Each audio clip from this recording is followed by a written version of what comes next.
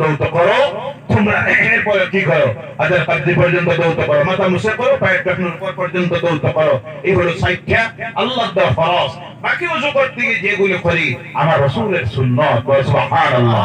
নাকে পানি দেই, কান মুছে করি, কুল্লি করি, হাতের একটু দৌত করি, ওই সেগুলি করি আমার রাসূলের সুন্নাত। দেখেন ইসলামে প্রত্যেকটা ইবাদত একদিকে হলো গুনাহ মাফ করে, আর একদিকে নেকি দেয়, আর আরেকদিকে প্রত্যেকটা ইবাদত আমার রাসূলের সুন্নাত। মানব বডির জন্য মেডিসিন আল্লাহ বানিয়ে দিয়েছেন। বলো সুবহানাল্লাহ।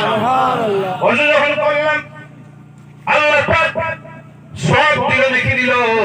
কেমন নেকি দেয় আমার ভাইয়ের? আল্লাহ রাসূল বলছেন আল্লাহর বান্দা যখন সুন্দরভাবে সুষ্ঠুভাবে ওযু আদায় করে নেই, সঙ্গে সঙ্গে আল্লাহ পাক তার জীবনের সমস্ত গুনাহ সগীরাগুলি মাফ করে দেয়। সুবহানাল্লাহ। আর জোরে বলেন সুবহানাল্লাহ।